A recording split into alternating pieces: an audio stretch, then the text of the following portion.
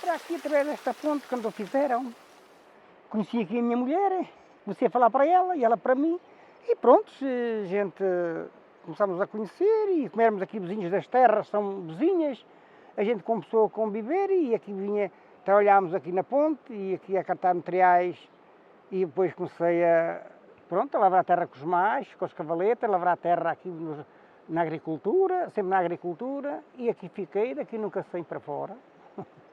Foi sempre aqui a minha vida. O que é que levou a permanecer aqui? O que é que aprecia? O que é que gosta? Sim, eu gostava de trabalhar aqui nas aldeias, nas madeiras, nos pinhais, a tirar madeiras,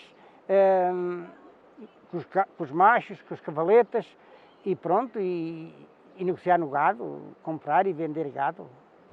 Era o que eu gostava. E a parte do moinho, como é que surgiu? A parte do moinho não era minha, mas comprei-a aos meus patrões, que eu trabalhava por conta, que não tinha dinheiro para negociar nem para nada.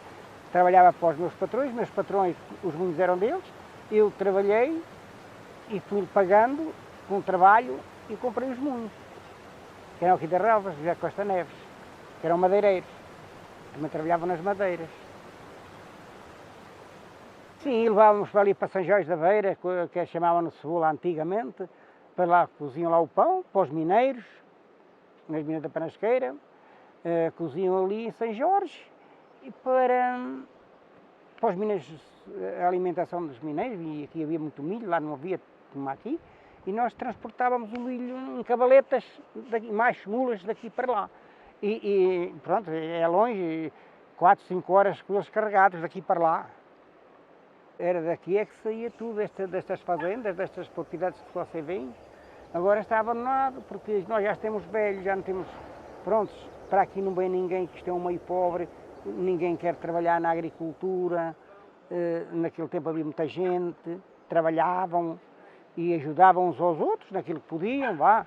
O que é como digo, agora estou aqui, este casal, espanhóis, convivem com a gente e nós com eles, só passa aqui a rua intermeio, mas eu que está aqui, eu que vou-me ver. Mas não há aqui, não temos aqui mais vizinhos nenhuns, nem nada. Vivemos aqui só, sempre, pronto, porque para aqui ninguém quer vir. Isto não dá dinheiro, é um meio pobre.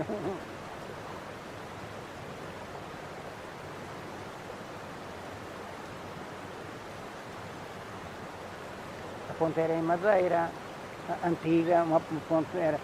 Pronto, de ano em ano, de anos em certos anos, tínhamos que ir madeira lá de novo, pôr madeiras novas, está a compreender? E então o que é que acontece?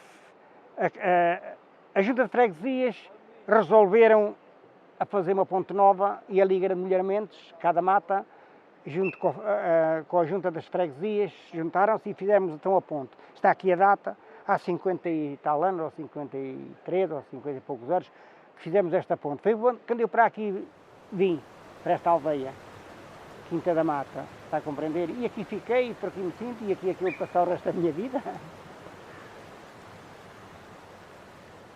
Sim, isto aqui, pá, já não digo mais, aqui há 40 anos, 35, 40 anos, havia aqui muito peixe e muitos pescadores, e é truta e peixe, aqui dava-se, isto aqui dava muito, prontos, matava à fome muita gente, comia muita gente do rio, agora não, nem há pescadores, nem há pescado, que a bicharada come tudo, a lontra e as gárcias, esses sítios, comem depois tudo, não há nada no rio, o rio está despovoado, é como a caça no mato, veio os incêndios, destrói tudo, pronto, a gente fica aqui, pronto, fiquemos sem, o que temos fica tudo, a gente fiquemos sem nada, porque a gente não, pronto, é como a senhora vê, aqui estas serras, vê os pinheiros caídos no chão de fogo, do incêndio que nos tiraram, está tudo aí à mostra, à vista ainda das pessoas.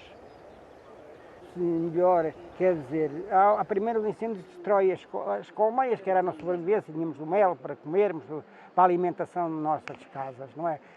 Os incêndios destrói tudo, as castanhas, os castanheiros destroem-nos tudo, fiquemos, como o senhor vê, um castanheiro precisa de 4, 5 anos para dar fruto. E destruiu-se, também que arrebente, que dê alguma coisa, é difícil. Pois aqui arrebenta um, ali há lá em outro, já não é o que era. E tudo isso, os incêndios só destrói, só dá cabo da natureza, de tudo, dá cabo... É a coisa mais horrível que pode ver aí aos incêndios. Primeiro para os animais. Eu tenho 2 corrais de gado, é uma sobrevivência, dois corrais de gado que ainda aí tenho, trago ali umas ovelhas para baixo, tenho aqui por cima na quinta uns animaizitos, para eu passar o resto da minha velhice, para passar o resto da minha vida, aqui, com os meus animais, é com que eu me aqui me entretenho, e agora o resto da vida, há um tempo que eu viver, é aqui com os animais, à beira do rio.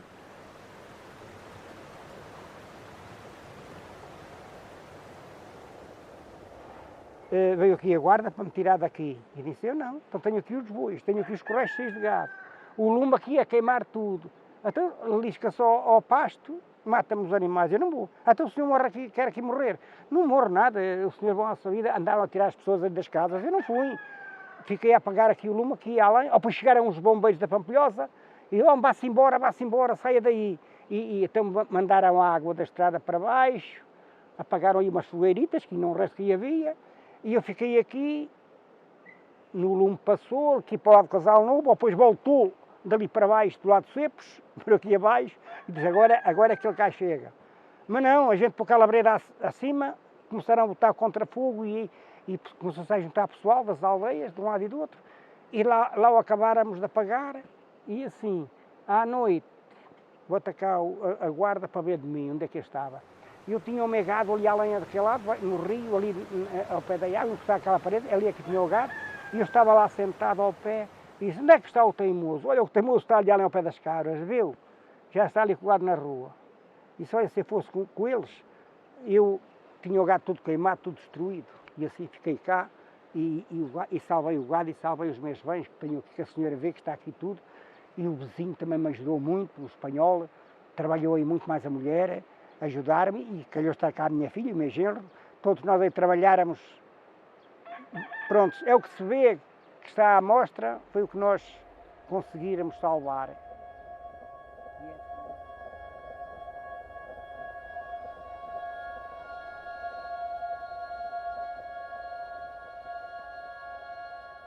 Relativamente ao rio, o meu avô António, que era, aqui as pessoas tinham alcunhas, era conhecido pelo Favas, que já vinha do pai dele. E então António Favas era uma pessoa muito empreendedora e dentro dos seus empreendimentos, no final dos anos 50 já tinha um barco a gasolina no rio e construiu um batelão para levar a madeira que era produzida aqui nestas encostas até o rio e depois daqui até à barragem do Cabril.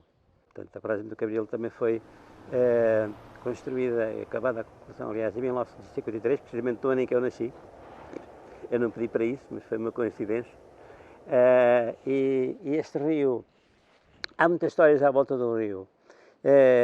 Uma das mais engraçadas que eu costumo contar é que eu fui de barco para Lisboa. Porquê? Porque aqui nas minhas costas, ao fundo, há um sítio que se chama o Val da Brejeira, de Brejeirices, em que onde vinha um pequeno barco a gasolina que levava, sei lá, à volta de 15, 20 pessoas e que transportava as pessoas do fundo destas aldeias até à barragem do Cabril. Isto porque não havia estradas alcatroadas, como também não havia eletricidade, como também não havia água canalizada, e as pessoas iam daqui até à barragem do Cabril, e na barragem do Cabril apanhavam então um autocarro para Lisboa. Era mais ou menos um dia inteiro. As pessoas iam daqui, almoçavam em Santarém, chegavam ao final da tarde a Lisboa e no regresso almoçavam no mar e chegavam aqui ao final da tarde. As pessoas também iam fazer, portanto, levavam normalmente para Lisboa, levavam os produtos hortícolas para a alimentação e de lá traziam algumas mercearias, algumas coisas mais finas. Em relação ao Zezer e ao Unhais, assim, esta barragem que está aqui nas costas tem cerca de 50 km de percurso navegável. É muito parecida com o Douro. E não é por acaso que aqui ao lado do Trinhão está prevista ser implantada uma vinha com cerca de 70 hectares, dos quais 30 já estão aprovados, e é um projeto que a Câmara Municipal instou e que vai ser desenvolvido. O rio Unhais é o principal afluente do Zezer, enquanto o Zezer nasce próximo da Serra da Estrela, o Unhais nasce aqui, portanto, no Concelho da Pampilhosa. Em primeiro lugar, portanto, é formado logo aí uma albufeira também muito bonita, que é a barragem de Santa Luzia, e depois vai descendo, passando pela Vila da Pampilhosa, e vai desaguar aqui já próximo da barragem do Cabril, numa confluência, e quando se encontram, quando a barragem está cheia, forma uma ilha, que é a Ilha dos Padrões. A Ilha dos Padrões é uma ilha completamente selvagem, pertence essencialmente a uma família, aos descendentes, já são muitos descendentes. E nessa altura, quando a barragem encheu, é assim, isto ficou as pessoas ficaram um pouco mais isoladas. Porquê? Porque antes, como eu disse há pouco, atravessavam o rio para ir a pescar gado, para terem comunicações uns com os outros, para Lisboa também, porque na outra serra em frente, num sítio chamado Alto Cavalo, as pessoas, antes da barragem, iam aqui com os cestos à cabeça e com as alcofas até à outra serra onde as pessoas apanhavam em autocarro para Lisboa. Depois, quando a barragem encheu, passaram a ir de barco para a barragem do Cabril. Mas havia, junto a essa ilha, que é a Ilha dos Padrões, havia uma ponte. Quando a barragem encheu, em vez da ponte ser construída junto à Ilha dos Padrões, o que foi uma pena, pronto, as autoridades da altura, portanto, foram pela via mais fácil e fizeram uma ponte sobre o rio Unhais, junto a um sítio que chamavam a Ponte do Barco, porque havia lá um pequeno barco. Aqui na gíria popular passaram a chamar-lhe a Ponte dos Cegos, porque as pessoas não tiveram a capacidade suficiente para perceber que a ponte nos Padrões era uma ponte, num sentido estratégico, muito mais envolvente, porque se houvesse a ponte dos Padrões, provavelmente hoje teríamos aqui uma via rápida, uma vista panorâmica excepcional, que de outra forma não é possível hoje, nem é viável. Um outro projeto do futuro que está a acontecer nesta zona e que apanha precisamente toda esta parte do Zezer e do Unhais, até à ponte da Amoreira, esta ponte que é uma ponte que fica no meio ponto entre os Padrões ao pé da ilha e a ponte dos Cegos ao ponto do barco, toda esta envolvente aqui assim, vai ser, já está digamos, definida e vai ser implantada uma área integrada de gestão da paisagem. As áreas integradas de gestão da paisagem é um projeto de nível nacional, neste momento estão 70 aprovadas no país todo e estão destinadas às zonas, aos territórios mais vulneráveis e têm como primeiro objetivo diminuir o risco de incêndio. Portanto, transformar esta zona, que hoje muitas vezes está muito, digamos, repleta, já tem uma componente muito forte de eucaliptos, que não era uma árvore tradicional, e também algumas mimosas. A ideia é introduzirem aqui folhosas, sei lá, castanheiros, carvalhos, outras espécies, e eventualmente outras atividades, para que esta zona, digamos, seja uma zona muito mais sustentável, muito mais amiga do ambiente e com um futuro mais realizável. Nós estamos a tentar, eu particularmente estou envolvido num processo, porque essa entidade, essa área integrada vai ter uma entidade própria, mas estamos a tentar ver se conseguimos juntar os proprietários para formar uma associação, que é uma espécie de associação ambiental, mas também para recuperar um pouco as tradições e digamos assim, e os produtos naturais desta zona. Não sei se tem algo.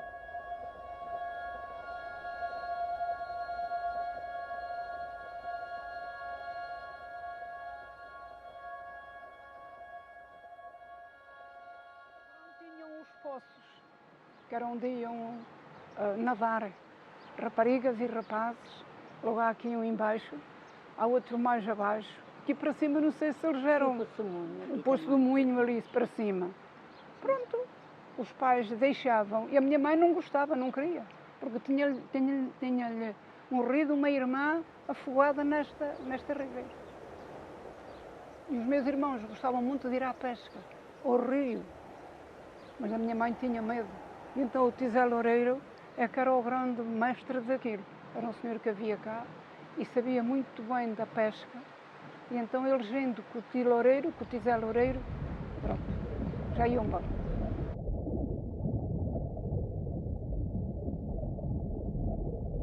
E que peixes é que se lembram que havia aqui? Era a truta e o heró, não era? Não eram os eirosos? Os herós Esses é aquela eram. enguia que São chamam as enguias.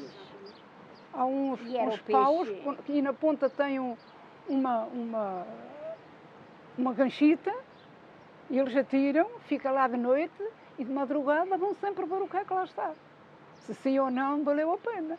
E às vezes Naquele valia a tempo pena. havia muita coisa valia, na ribeira, muita coisa. É verdade. Agora é que não. Mas havia muito. Havia muita coisa. muito. Às vezes traziam aquilo no saco e chegavam à cozinha, a gente, estou a falar dos meus irmãos, e elas ainda vinham vivas, as enguias ainda vinham vivas. E então aquelas, quando se apanhavam fora do saco, olha, eu gritava com medo daquilo. Tinha medo que aquilo se lançasse a mim, é verdade.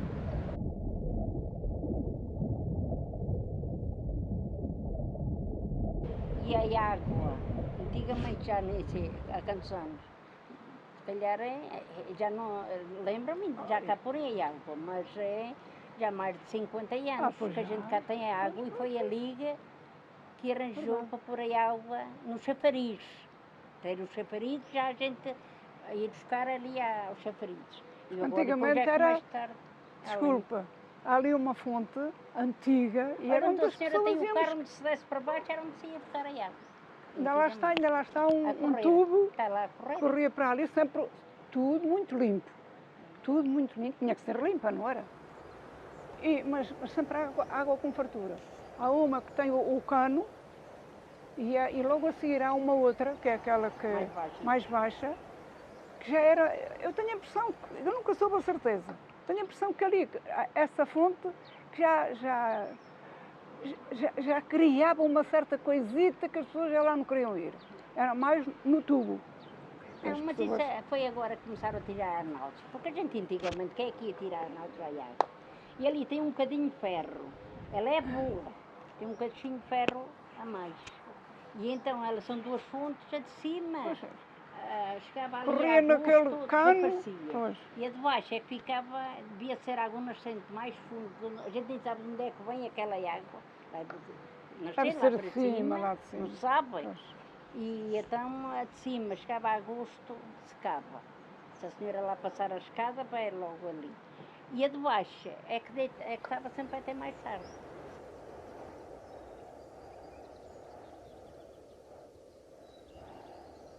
Tinha que se ir trabalhar muito, fazendas, era trabalho, tinha que se cavar, não havia tratores, era tudo ensinho, tudo enxadas. Tudo era cavar, era semear. era semear o milho, era semear as batatas, era o centeio.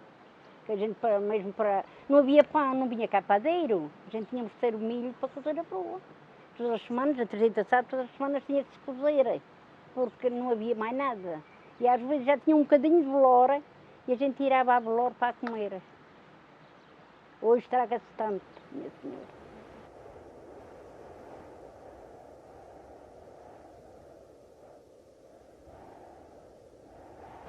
Quase todas as pessoas tinham uma cota para ali. Olha, tanto, em tal dia sou eu que vou. Outro dia aquela senhora moía o milho. Tudo. Já estava outra na fila, pronto, aquelas tantas horas, ele não parava. Era de dia e de noite. E era também assim com a água da ribeira. Agora, a gente vai ver, ainda vê assim os restos, não é? Só que está tudo abandonado. Não, caíram, foi mesmo uma cheia que veio muito grande. Uma coisa louca. Que levou, aqui isto levou tudo, isto foi feito segunda vez. Levou estas grades tudo. Estas não, as outras, que depois foi tudo novo. Veio uma cheia que levou tudo, com muita lenha, arrancou muita árvore lá para cima. Então levou fazendas, que havia aí boas fazendas, levou tudo, levou os moinhos, levou pontes. É verdade, lá para baixo ficou tudo sem pontes. Tudo, ficou sem nada. Havia mais assim moinhos, era 3 de Nassanha, era aquele assim na Flor de Barreiro, que vocês da junta ainda arranjaram, era o do Recanto, era o de lá de baixo, só aqui havia uns 5. Foi tudo embora, que a senhora se lá fosse, a gente dizia assim, olha, aqui estava um moinho, a senhora dizia assim, não, aqui não havia nada. Há ali um moinho, que nós andávamos a trabalhar e ouvíamos o moinho a fazer o barulho e quando ele faltava o grão, diz, olha, já se acabou o grão. Porque ele começava tuc-tuc, tuc-tuc, tuc-tuc. Já se acabou o grão. A gente estava com os ouvidos atentos, porque havia muita pessoa que aderia, não era? Era toda a gente. Era como se fosse uma mordomia. Tal dia sou eu que vou, no outro dia era o outro que tinha a vez dele, que era para não parar. E não faltar a farinha aos filhos. Mas era só uma pedra, é que era picada, a outra não, porque 2 pedras macias não fazem farinha. Não se diz. Coisas já antigas. Por isso tem que ser uma áspera, outra macia. As mesmas pedras tinham que ser escolhidas por quem soubesse, e porque não podiam ser as 2 macias, senão não moía. Tinha que ser uma áspera, outra macia.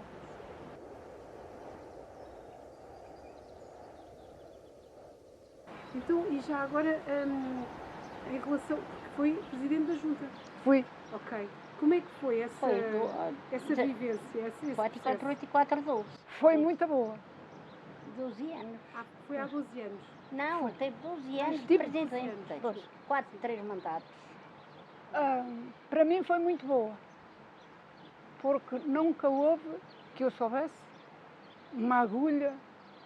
Eu falava com todos, eu dava a minha opinião. Essas coisinhas assim, não era? E quando era para fazer qualquer coisa, pronto, eu estava sempre, dava a minha opinião de dizer, olha, é melhor, é pior, não se metam nisso, pronto.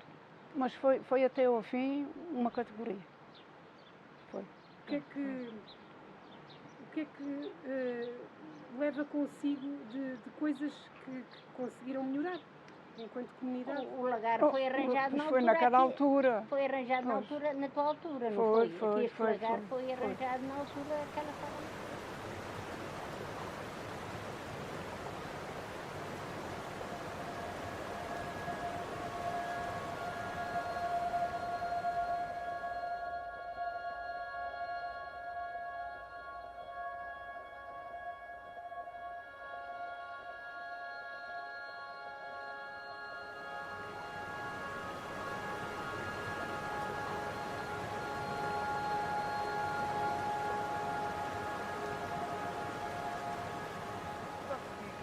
Portanto, daquilo que me recordo do Rio, das vivências, é que todos os miúdos, era a brincadeira preferida, era ir para o Rio. Toda a gente passava os seus tempos livres no Rio. Também não havia outros divertimentos. Todos nós aprendemos a nadar no Rio, todos nós brincamos na água, todos nós fizemos coisas no Rio. Mas, acho que o Rio efetivamente fez parte da nossa infância, não há dúvida nenhuma. Toda a juventude da nossa terra, isso não há dúvida. A aldeia tinha, que eu me recordo de criança, tinha 2 lagares de azeite, não é? Portanto, o chamado lagar velho e outro lagar. Portanto, agora atualmente já não tenho nenhum. Um deles faz parte do museu que é da Junta de Freguesia, que está aqui muito perto, está aqui no meio da povoação. Moinhos, que eu conheci 3 ou 4 moinhos, que também já nenhum existe, à exceção daquele que falámos, que está aqui chamada na Ribeira do Pisão, que sinceramente não sei se ainda está a funcionar, mas acho que sim, foi recuperado aqui há uns anos. Eu próprio vejo muitas vezes aquilo que nós chamamos de talegos ou moinho, e onde íamos levar o milho, depois íamos buscar a farinha. Isso aconteceu com todos nós até uma determinada idade, sim. Não, aquilo, normalmente no moleiro ele tirava aquele que eles chamavam a maquia, ou mais ou menos isso, quer dizer, ele levava-se, ele tirava parte dele da farinha ou do milho e era assim que se pagava. No lagar igual, havia uma determinada coisa que era para o lagar, que era para os lagareiros, e tudo o resto traziam os donos. Portanto, isso era tudo feito. Hoje, atualmente, já não, mas a gente vai a um lagar e paga X por cada quilo, não é? Antigamente não, era ao contrário. Normalmente iam buscar, iam buscar aquilo que chamavam a rasa, enchia-se o saco com a rasa e traziam-se para o lagar e depois... O que era a rasa?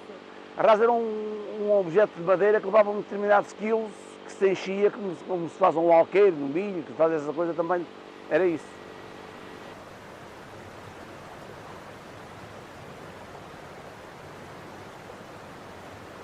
Não, hoje eu não, na altura de criança, não. Dizia-se que era derivado da poluição das minas. Hoje sim, hoje com frequência vê as pessoas aí a pescar no rio, aqui na aldeia, aqui em cima desta ponte, ali mais acima, pesca ali. Por desporto é evidente.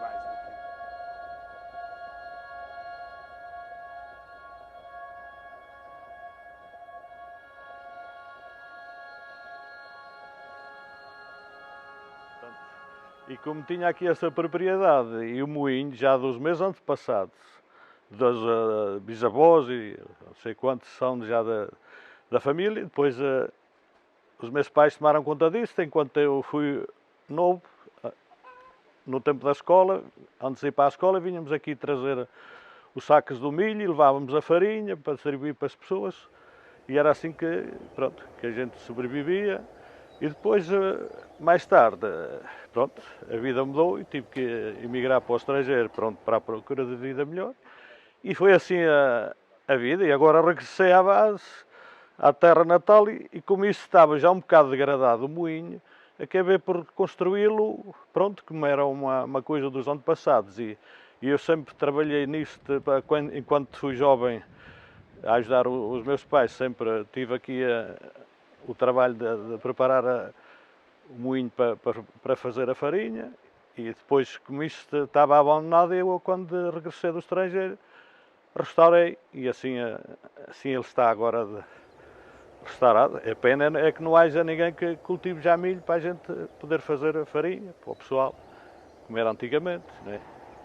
E as pessoas hoje já se baseiam mais à parte do pão de trigo e não a broa. Quando há água, que é só a parte quando que se pode moer, fazer farinha. E é quando alguém arranja milho, de outra maneira eu cultivo sempre um bocado grande de milho que tenha um terreno bastante grande. Tenho sempre milho de reserva, se alguém pede farinha, eu preparo, desde que haja água suficiente para as pedras poderem fazer a farinha. E é isso.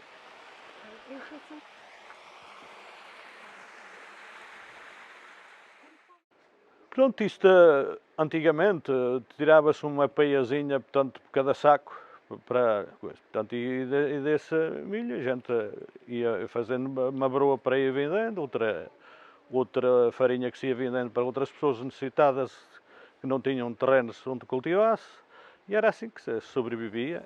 Iam-se criando os animais, os porcos e umas galinhas, para meia dúzia de cabritas para se poder ter também queijo e um bocadinho de leite e tal. Era assim. E os cabritos. Era assim que se sobrevivia. O meu pai também trabalhou nas minas da Panasqueira, que era o modo de sobrevivência de todos aqui na aldeia de Dornelas do Zero, e era assim que a gente vivia. E deslocávamos a pé daqui a Dornelas, ou carregá-la e buscar o milho, tornámos a levar a farinha, no fim de ser preparada, e era assim que a gente, que era um bocadinho de escravidão, mas a vida era assim. Não havia transportes, não havia estradas, não havia nada, era assim que a gente, pronto.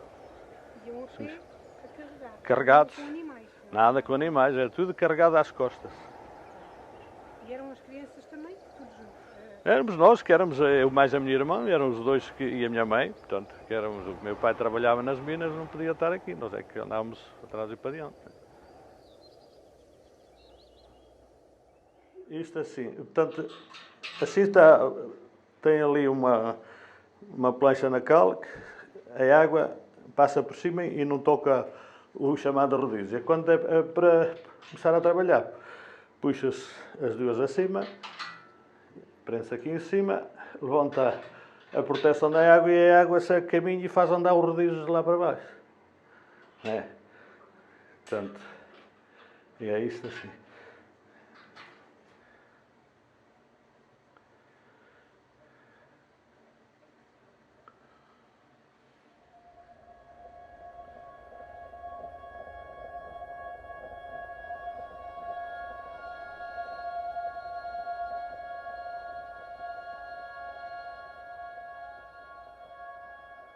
Farinha do tal moinho que a gente lá tem na Quinta da Mata.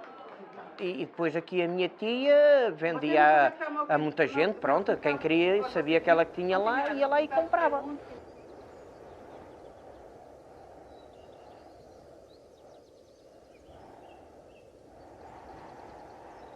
Exatamente, fizemos, aproveitarmos, pusemos-lo a funcionar. Aquilo era em madeira. Puséramos um bocado de cimento nas pedras e assim. Pronto, arranjáramos e funcionou muitos anos. Agora, desde que deixarmos de cultivar o milho e assim, deixarmos de moer e tudo, e o rio também encheu em 2017, acho que foi isso. Veio muita água. Arrancou troncos, arrancou tudo, escavacou muitas paredes dos rios, tudo, e assim. Então, também estragou um bocado o moinho. E a gente então depois já não arranjámos mais. Agora, estávamos a ver se conseguíamos, porque era bonito, aquilo é bom para toda a gente. Toda a gente pode lá ir, pode viver e pode coisa. Só que, não sei, até que ponto é que a gente pode chegar lá e trabalhar.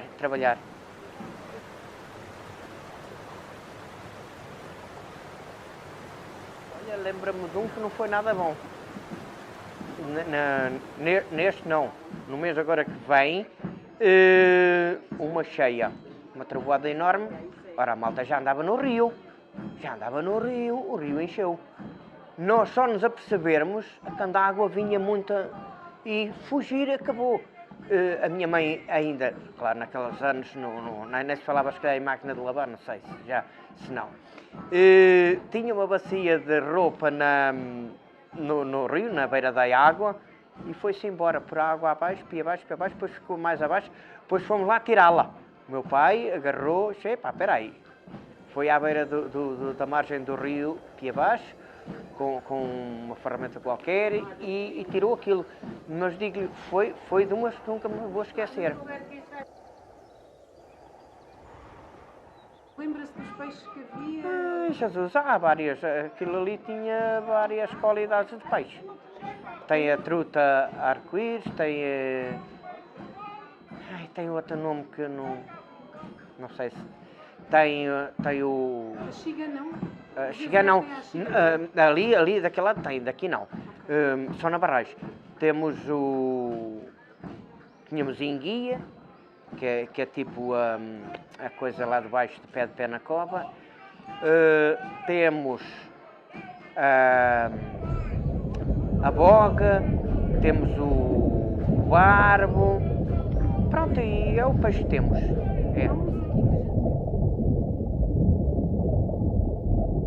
Pronto, como vivo lá à beira do rio e tenho lá muito terreno à beira do rio, tenho lá umas ovelhitas, também vão comendo uma ervinha. Essas ajudam-me a fazer a limpeza, são bem educadas. Deixo-lhe o correlinho aberto, elas de noite comem, de dia agora não as vê. Vai lá, nenhuma. Vai-se lá à porta do corral, lá elas estão descansadinhas à sombrinha. À noite, andam de noite a comer, pá, fogo. Mas é bom. É, mas é bom no meu terreno, não gasto gasolina, nem trabalho, nem nada.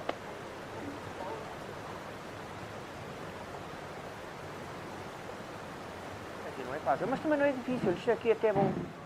Quem se habituar, isto é bom. É... não sei, isto... é pouca gente. Ora, 2, 5, 6, 7, 8 pessoas na minha aldeia. Mais ninguém. Qual é a sua aldeia? Mata de Feijão. Freguesia Feijão, Conselho Pampilhosa da Serra. E assim, então...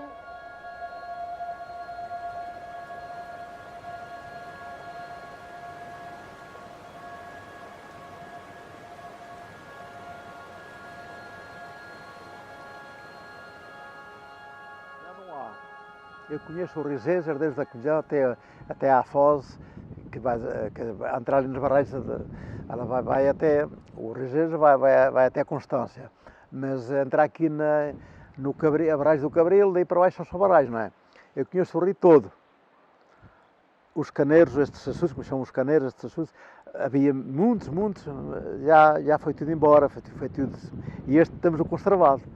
Temos aqui um lençol de água, desde o escudo, com a volta de 800 metros de comprimento para ele lá, na água ali certinha, quietinha. Pá.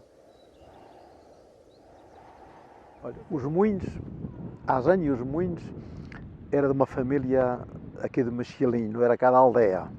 Uma família bastante abastada, isto já foi feito nos tempos dos nossos avós, não é? E tiverem moleiros a trabalhar ali, a moer os milhos e os trigos, até muitos anos.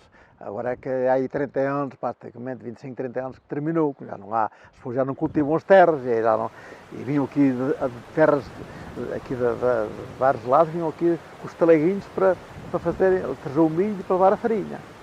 Isso acabou. Portanto, os donos dos moinhos, como aquilo parou, deixaram isto ao abandono. E a comissão pediu aos donos, parte dos donos, como eles já não ligavam àquilo, se nos cedessem aquilo para não para ficar para ninguém de nós, para ficar publicamente, não é? Para ficar do povo. Não é? E eles cederam.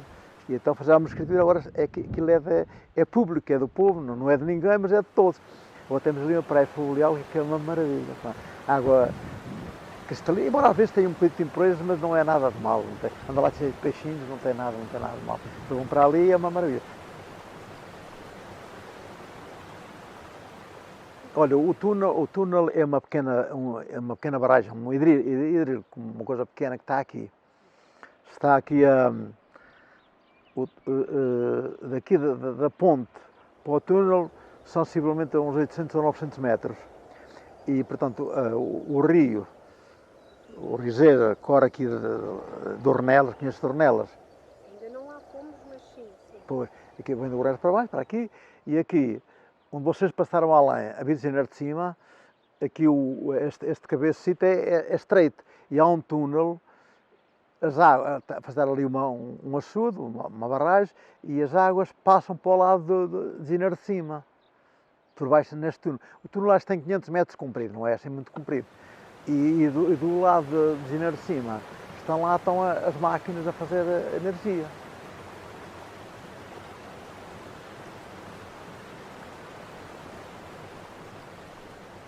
Quer dizer, não é na nossa geração, não sabemos a quando já dos nossos avós ou bisavós já havia barco.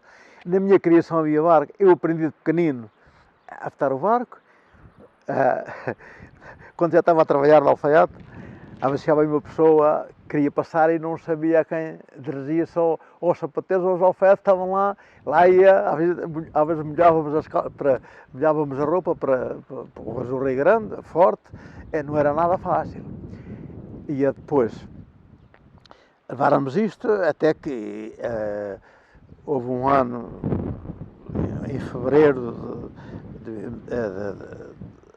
de 70, um senhor à madrugada ia passar umas pessoas de Engenheiro de Baixo uma missa, deixou ir o barco, virou-se, morreu o senhor o barqueiro, até lá está uma homenagem, está lá uma coisa ali ao pé da ponte, e morreu uma senhora que da passeia também lá, ele apareceu ali logo no esteiro, e ela apareceu em janeiro de cima, no passado, já há 2 ou 3 meses, trancada, foi difícil. Quando veio o 25 de Abril, após já tinha vindo da Alemanha, as tropas deram ir de aldeia em aldeia a perguntar o que é que tinha, o que é que precisava e tal, e eu era o presidente da Liga na altura, e eu vinha lá um tenente, um oficial, chama tenente, dá-me licença que eu ponha a minha opinião. Diga, o que a gente quer é olha, há uma coisa que nós já pedimos, mas nunca ninguém nos ouviu, se fosse possível, era uma ponta que ia atravessar o rio, ligar o Conselho do Fundão com a da Lampiões. Passa aqui muita gente, já aqui morreu muita gente, e é um problema para as pessoas irem passar, e às vezes de noite é muito complicado. E foi daí que partiu, e a obra foi para a frente e fez a ponte. E depois nós prometemos, o povo prometeu, que dávamos todo o escoramento e dávamos ajuda para a mão de obra para ajudar a fazer a ponte. E déramos todas, na altura não havia, agora já é tudo com escoras metálicas, né? Mas aquilo de madeira, nós déramos o nosso punhal, déramos para fazer madeira e tudo para fazer a ponte. E em 77, o dia 23, foi um dia muito grande para nós, o dia 23 de outubro de 77 foi inaugurada a obra. Não é uma grande ponte, mas é grande para nós e para a cidade. E tínhamos, noutros tempos, na minha criação, tínhamos as rodas a tirar água no rio, que era uma coisa muito linda. Acabou nos anos... Eu nasci em 43, 60, e nos anos 60 e pouco é que começaram a vir os motores, com motores, porque as rodas davam um trabalho. Era preciso tapar as águas no rio, e era uma roda a andar e tirar a água para umas represas para as pessoas regarem as terras, porque naquele tempo as margens do rio, de um lado e do outro, era tudo semeado, milho e feijão, e era a agricultura que havia naquele tempo.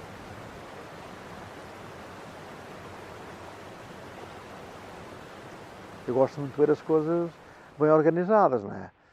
Dá-me brilho ver as coisas como dia. De um dia para o outro, passamos para o outro lado, as coisas cá ficam. Nós só levamos o bem que fizermos. E não me arrependo daquilo bem que a gente tem feito ao longo da vida, parece que Deus nos paga. É muito importante. É muito importante.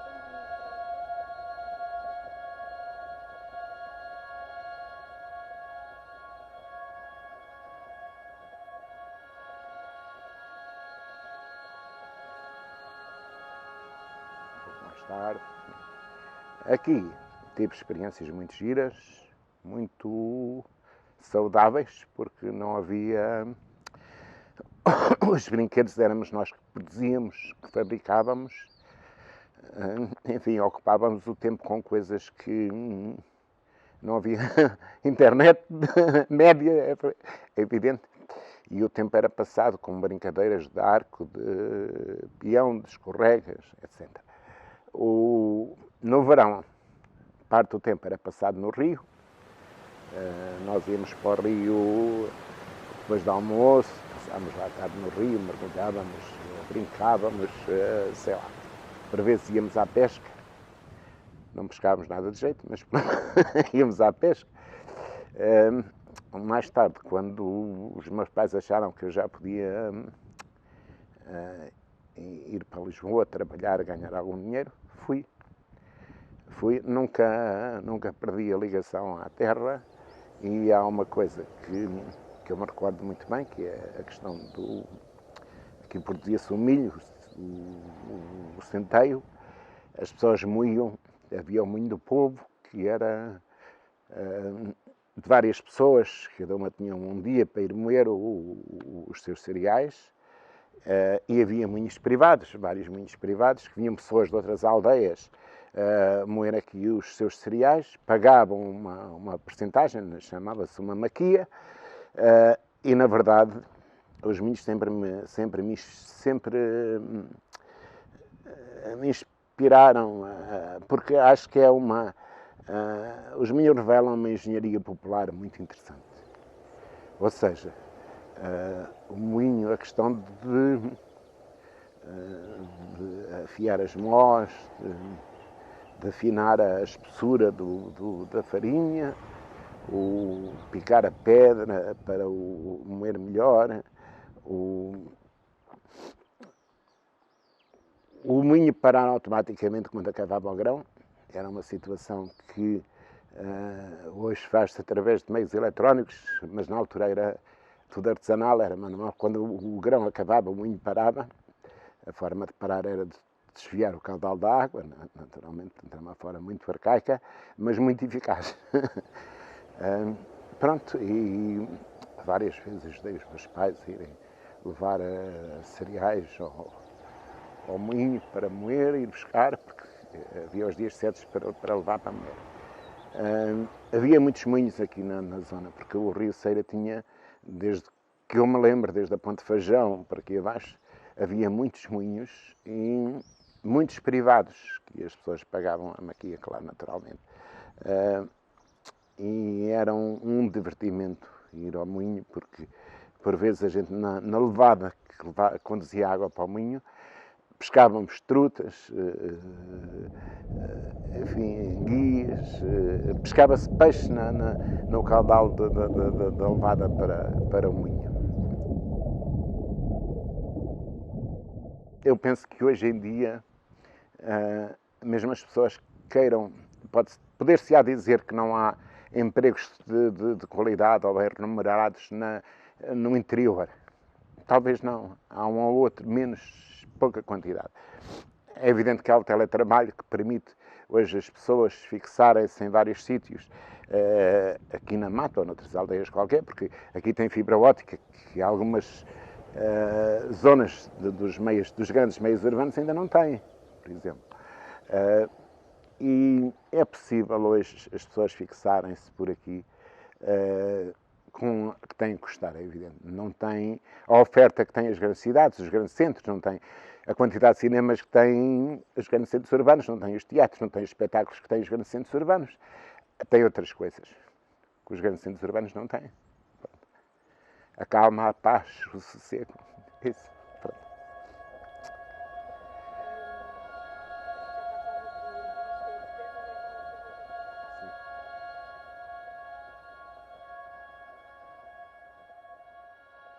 Nessa altura, a pesca para mim entrou muito cedo na minha vida. Eu lembro-me particularmente quando estava em França.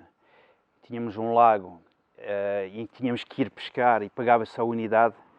E era um franco cada truta que apanhávamos. Na altura eram trutas e o meu pai dava-me sempre 10 francos, que era para a semanada. Os 10 francos só davam para o domingo, porque eram 10 trutas que eu tinha direito a apanhar ou a pescar. E até que eu não apanhasse as 10 trutas no lago, eu não saía do lago. Todos os domingos era esse ritual. E para aí daí essa paixão, que vem também do meu pai, mas lembro-me perfeitamente disso acontecer. E a caça, não falando, também desviando um bocadinho a conversa de falar da caça, também vindo também do meu pai. Vim para Portugal através de um primo meu, também um apaixonado pela pesca, que tinha 2 anos, tinha e tem, graças a Deus, 2 anos mais velho do que eu. Começamos a ir a pescar na Ribeira, começamos a apanhar trutas também, comecei a entusiasmar-me. Depois, a nossa primeira vez no Rio, tal como toda a gente, a pescar os axigãs, foi com um isco vivo.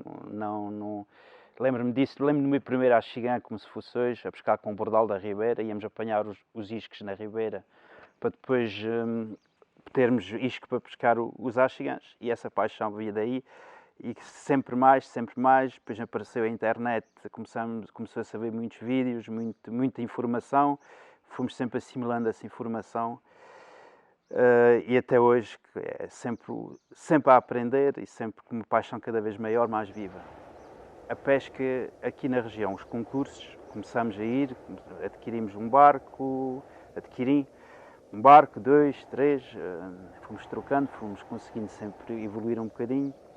Fomos indo a alguns concursos e depois o aparecimento da pesca, em termos de concursos aqui no Cabril, foi, então se temos uma barragem tão boa, se temos pessoas que tão bem sabem receber, se temos todas as condições, porque não fazer um?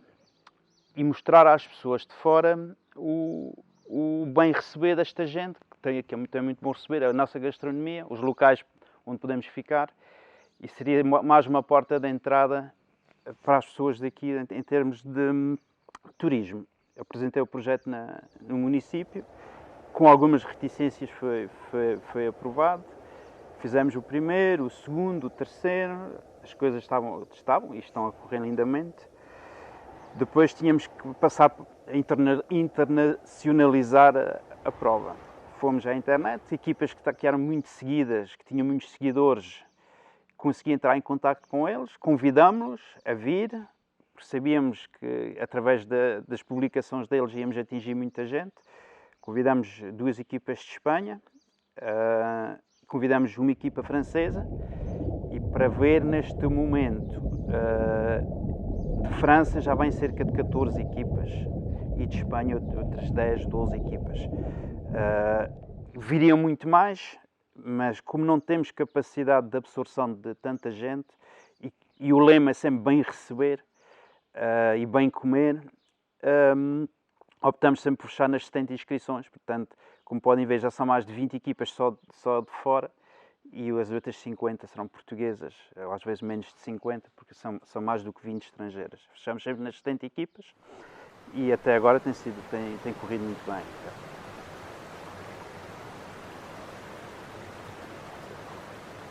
E foi uma aposta ganha. Aliás, o município, neste momento, faz sempre questão em janeiro de ligar para saber a data da prova. Já exige à associação que faça a prova. Exige, entre aspas, quer que faça sempre parte do caderno de encargos essa mesma prova. E tem corrido bem, a barragem está de boa saúde, graças a Deus. Temos sempre o problema do desnivelar constante da barragem, mas já temos que lidar com isso constantemente, todos os anos. Paro isso e dizer que, por exemplo, essas equipas estrangeiras, além da pesca, vêm cá muita vez para vocês verem o gosto que eles têm com as famílias depois, porque gostam de cá estar, gostam da tal gastronomia, gostam do bem receber, e depois têm o rácio daquilo que eles ganham, com o que eles aqui gastam. Fica mais barato virem para Portugal de férias do que ficarem em França ou em Espanha, por exemplo. E isso a nossa população, que tem, os donos dos turismos rurais, também agradecem e também apoiam bastante esta iniciativa da pesca, porque sabem que também tem um retorno para eles, como em muitas áreas, como na restauração, bombas de gasolina. Um barco, por exemplo, posso dar uma ideia, gasta por dia 150 a 200 euros de gasolina. Numa prova, estamos a falar em prova, que não sempre, para ter uma ideia mais ou menos do retorno que tem para a região. Além das famílias que vêm, lojas de lembranças e de outras coisas, e tudo cá fica dinheiro, e nós no interior, com a desertificação que vivemos constantemente, foi mais uma aposta, mais por aí, de ter mais uma porta de rendimento para as pessoas do interior pela pesca, que muitas vezes não era muito aproveitada. O que me prende à região e nunca saí de cá é sobretudo a simplicidade e das pessoas, claramente, e a sua transparência, porque realmente as pessoas, sendo uma população, não podemos fugir disso, envelhecida, mas são pessoas transparentes, com uma simplicidade, um bem receber incrível. E muita gente pensa que no interior, que não há saída, ou que temos que ir, também podemos, se formos jovens, queremos ir para a cidade, mas se virmos as coisas noutro objetivo, noutro patamar, talvez estejamos enganados. Temos, sobretudo para a parte de jovens, temos muitos projetos aqui, juntos à Albufeira, e nem só, desde do medronho, desde da azeitona, desde do turismo rural, que muita gente tem sido uma aposta, e com um bem viver extremo. Pai, quem tem dúvidas em largar a cidade para o interior, eu só digo, venham passar aqui um fim de semana, e aí verão claramente as pessoas e o bem-estar que se dá aqui no interior. E aí ficarão resolvidos de vez, porque realmente é apaixonante viver no interior.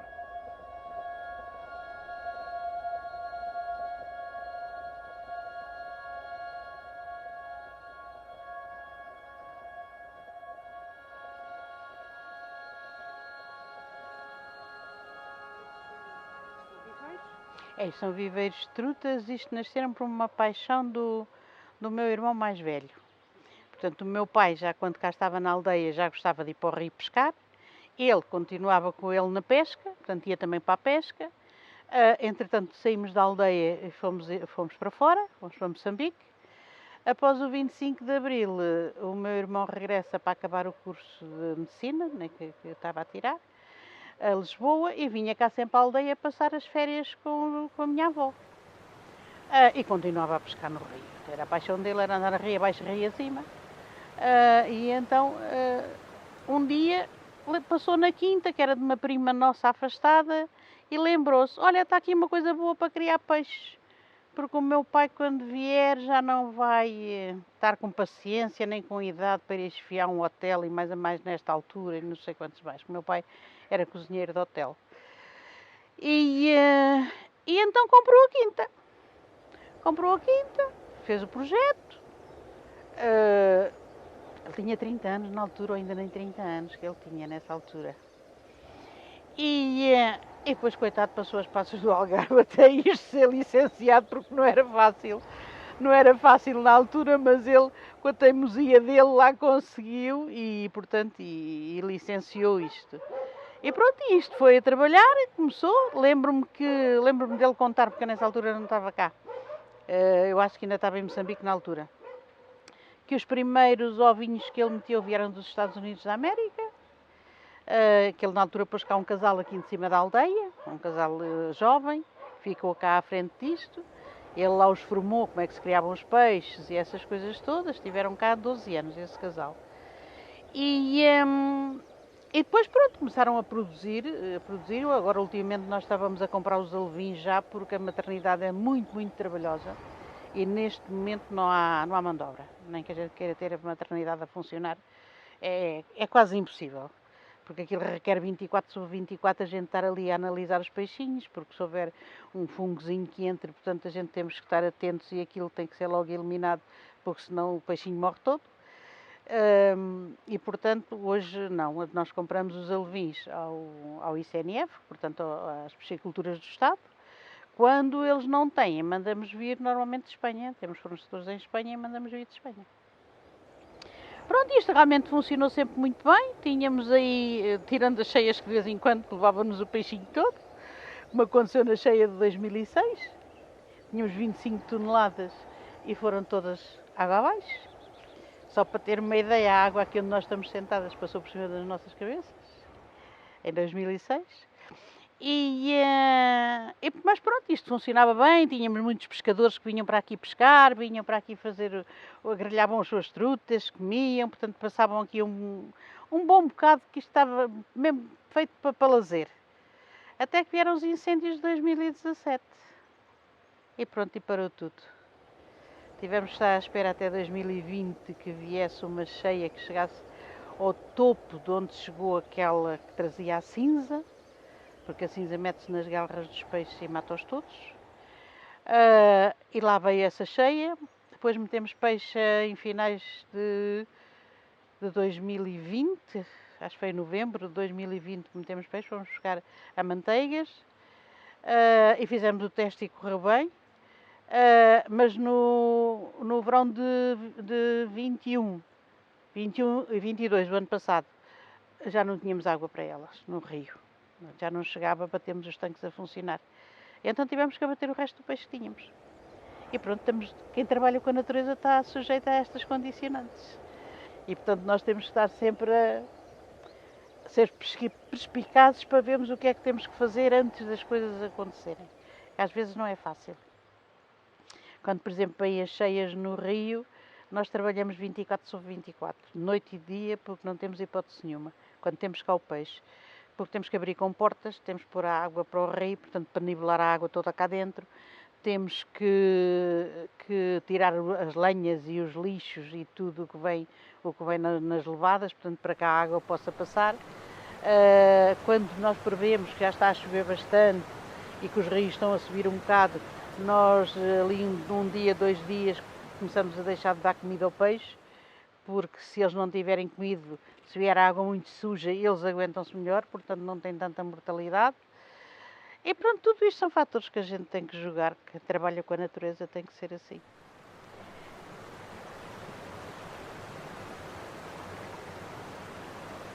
O senhor Eu estava ali no meio da rampa e o senhor chega-se ao pé de mim e diz-me assim: epá, você para o prejuízo que aqui tem está muita calma. E eu disse-lhe assim: olha, já chorei o que tinha que chorar, já me zanguei com Deus o que me tinha que zangar, e o que não tem remédio remediado está, e a empresa acabou aqui. E ele diz-me assim: não acaba porque a gente não deixa. Até quem é o senhor? Ele na altura estava, portanto, como presidente da Câmara da Pampilhosa da Serra, eu não conhecia o senhor. E eu disse-lhe assim, na minha naturalidade também: olha, estou cá para ver. E ele diz-me: olha, amanhã não, porque pronto, tenho as estradas partidas, tenho as pontes partidas, eu tenho de pôr os miúdos na escola. Isto era uma quarta-feira. Mas eu para a semana já lhe ponho aqui gente a trabalhar. O que é certo é que ele, para o outro dia, tinha-me aqui uma retroescavadora e 8 homens. Que andaram aqui 60 dias a limpar o piseiro.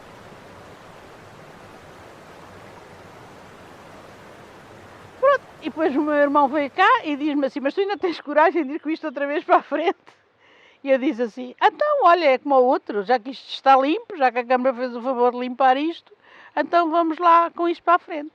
Pronto, e a partir daí, como tínhamos parado aqui um bocado, a nível do projeto disto, tínhamos parado um bocado, avançámos com a modernização do projeto. E, portanto, fizemos a parte industrial e fizemos a parte turística lá em cima. E foi assim que se concluíram os projetos.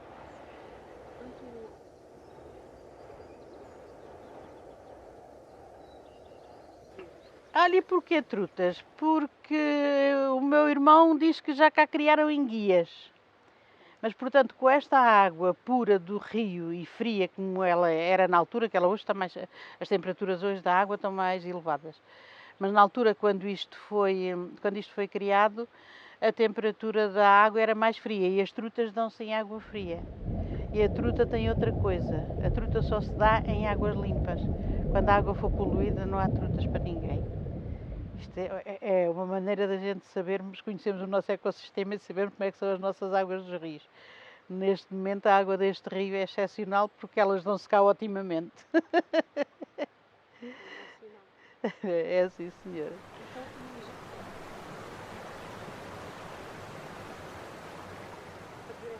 Por exemplo, este rio, praticamente todas as aldeias têm fossas sépticas.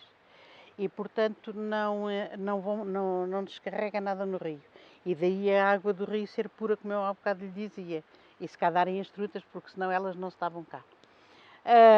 Depois temos outro fator que as pessoas Porque assim, antigamente, quando eu era miúda, nós íamos ao rio e tomávamos banho no rio. Porque nem sequer as casas tinham água em casa, não é? Eu lembro-me, eu tinha 7 anos, quando a minha mãe pôs água na minha casa, foi a primeira casa da aldeia a ter água. Não é? Até ali não havia água, ia aos chafariz buscar água para fazer comida e para tomarmos banho no alguidar e essa coisada toda. E a gente tomava banho no rio. Mas tomávamos banho no rio com quê? Com sabão azul e branco. Porque os peixinhos adoram comer e não lhes faz mal. Não é? Eu hoje, por exemplo, quando vou lá acima às casas de turismo e vejo ali aquela praiazinha, andar ali toda a gente a tomar banho, e a porem shampoos, e a porem gelos de banho, e a porem não sei o que no cabelo, e não sei o que, não sei quanto. Eu digo, eu tenho conhecimento que isto é proibido por lei, que não podem fazer. Mas as pessoas não têm consciência. E depois ainda têm outra agravante. É que os frascos que estão vazios ficam lá. Depois quando vier uma cheia, isso vai rio abaixo, não é? Ou para aqui ou vai para no outro lado, não é? Para, em algum lado para. Ou se vêm fazer piqueniques à beira do rio, depois deixam os pacotes dos iogurtes, deixam os pacotes dos sumos, deixam essas coisas todas. E eu costumo dizer, será que eles em Lisboa fazem isto?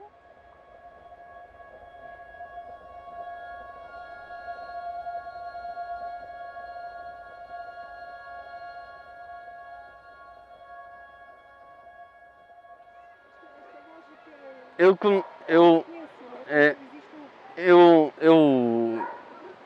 ando no Rio desde que me conheço como gente. No verão vinha aqui para o Poço da Cesta dentro de uma câmara de ar de um tratorzito que o meu pai tinha. Ele, pronto, lá algum dia mudou a câmara de ar, não existia chineses para irmos comprar uma boia XPTO com apoios e não sei o quê. Era uma câmara de ar. E eu punha os braços em cima da câmara de ar, dava aos pés e andava aí, poço acima, poço abaixo.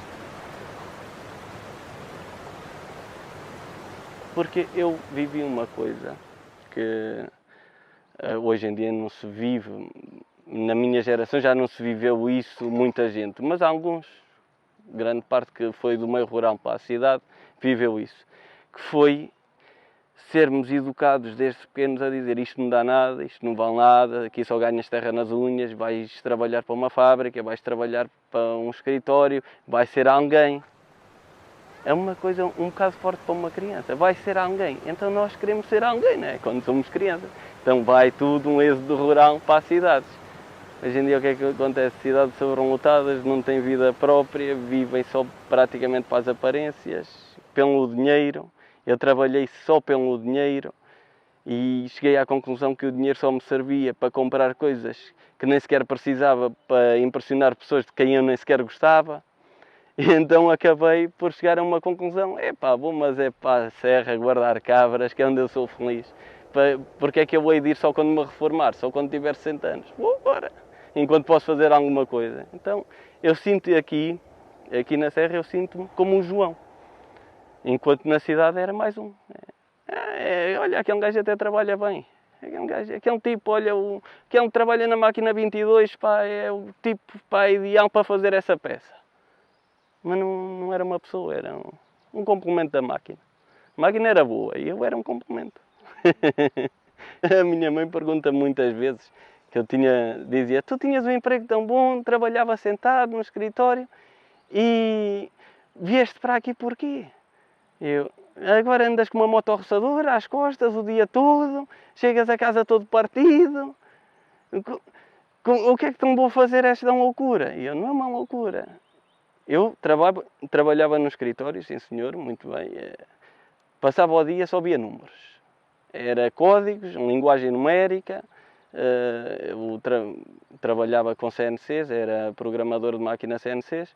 Então nós trabalhamos com linguagem numérica e blocos de programação. E nós passamos o dia a ver linhas de programação à procura de uma porcariazita de um ponto, um zero a mais, um zero a menos, uma coisita qualquer, e nós estamos ali o dia todo a correr linhas. A nível psicológico, isso mata mesmo. Uma pessoa chega ao fim do dia, só apetece é beber. Era o que eu fazia. Eu tive um pequeno problemazito com o álcool, ele teve comigo, não sei. Mas eu chegava ao ponto de sair do trabalho e eu só queria era esquecer o que eu tinha passado aquele dia. Isso não é um emprego, isso é um trabalho. É uma coisa que nós fazemos unicamente para oferir algo.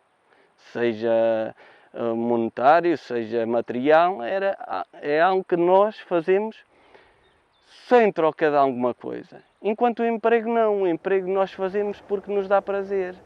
Eu estou neste momento nos sapadores florestais e sinto-me realizado porque eu estou em contacto direto com a natureza. Eu consigo intervencionar matas e olhar no fim e dizer isto está lindo, isto valeu a pena o dia, valeu a pena o esforço que eu gastei no que estamos a fazer.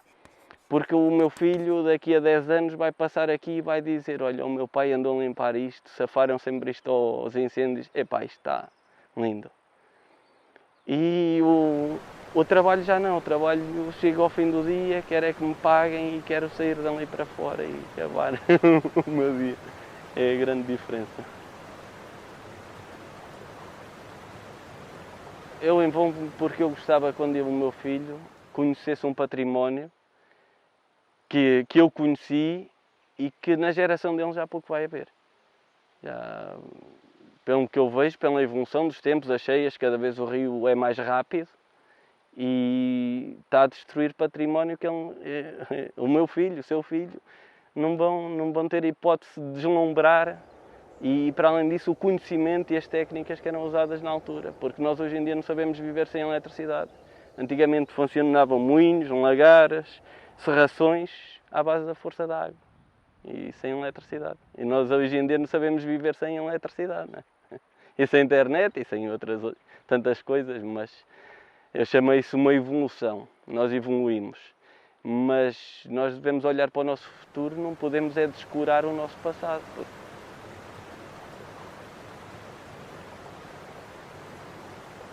Temos aqui um lagar que foi desativado pela ASAI devido a não ter a separação das fossas, dos asilabres e pronto. A água era descarregada diretamente ao terreno e este lagar foi desativo. Hoje em dia chega-se à conclusão que aquele asilabre e os restos do azeite é que alimentavam o peixe no rio. E nós cometemos vários erros sucessivamente, nós, enquanto humanidade, continuamos a cometer vários erros sucessivamente e acabamos por perder estruturas que já estavam feitas, conhecimento que já estava adquirido e estava a ser executado, que se podia manter até hoje. Acabamos por perder tudo isso, perdemos património, fauna, flora, tudo, devido a ideias momentâneas que não se aprofundam, pensa-se que é prejudicial e no fundo acabamos, quando as retiramos, perceber que afinal não era prejudicial, até era benéfico a todo o meio envolvente.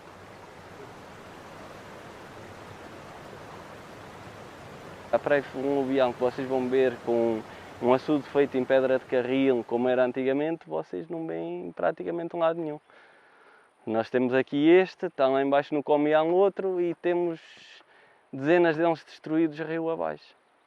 E é uma pena perder-se esse património que estão ali milhares de horas de construção dos nossos antepassados. Embora as pessoas não estejam muito preocupadas com isso neste momento, mas...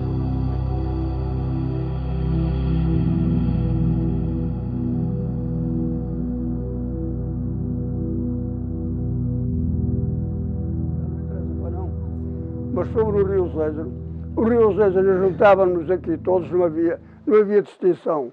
Era rapazes e raparigas, íamos para o rio, não havia água cá, não tínhamos água ao domicílio, não havia cá água, era onde a gente ia tomar o banho, era o rio. Íamos a pé para o rio e vinhamos, que éramos ali para um sítio que se chamava lá o Pisão. E depois, as mulheres, as raparigas tomavam um banho num charco, nós tomávamos no outro, todos nos à mesma. Naquele tempo já fala-se no nudismo, naquele tempo na minha terra os rapazes e raparigas já usavam o nudismo na praia, no rio. Já se usava o nudismo. Eu só sei que não era tudo junto, era mais um bocadinho mais desviados. Em criança também pescavam ou não? Também. Mas, nascia nos 200 naquilo. Ah, bem, está. Pescavam como? Como é que pescavam? Sabe como é que era a pesca? Com bombas de foguete. Íamos agora no Rio Inhais, aqui já havia mais água para isso, mas o Rio Inhais tinha pouca água, eram poças baixinhas. Agarravam naquelas bombas de foguete, chamava a gente um morteiro, aquela que tinha só era só um tiro, ainda hoje aí, que tinha só um tiro. A gente desmanchava ou comprava-se, ia-se comprar meia dúzia ou uma dúzia de foguetes, desmanchávamos-los todos e preparávamos à nossa maneira com rastilho, com pólvora e um bocadinho de rastilho, que era para dar tempo que a gente assim antecipar a mandar para a água. E depois andávamos, mas antes de mandar o tiro, juntavam-se 2 ou 3 dali do lado do nascente, 2 ou 3 do lado norte, a bater os peixes, a bater a água para os peixes se juntarem todos num monte, para depois a mandar o tiro. Apanhávamos os tiros todos assim. Aos 8 anos já andávamos nisso.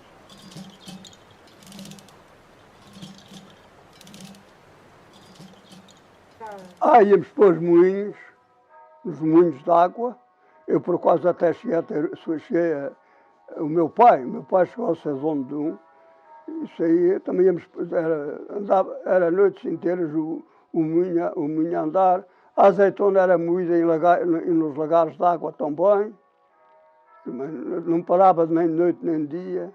Pelo carnaval fazia-se, o lagareiro era meio reinadio, era muito reinadio. Fazia lá brincadeiras, fazia andar as pessoas de um lado para o outro, a dizer que o lagar que estava avariado, fossem chamar o Manuel de Lopes que o lagar que estava avariado. E diz ele que manda a pedra de sangrar, que o lagar que não está bom, que tem que ser sangrado. E, por exemplo, por acaso nunca foi comigo. E o miúdo, bem do lado do rio, que era mesmo lá, viajava do rio, ó, Manuel, olha, o lagareiro disse para você mandar a pedra de sangrar, que o lagar tem que ser sangrado. E, claro, o homem já sabia que aquilo que era brincadeira de carnaval, foi buscar uma pedra grande, entregou-lhe e deu-lhe para ele levar. E ele levou a pedra para lá. Mas o miúdo não sabia, claro. Pô, o miúdo sabia lá se era aquilo, senão... Era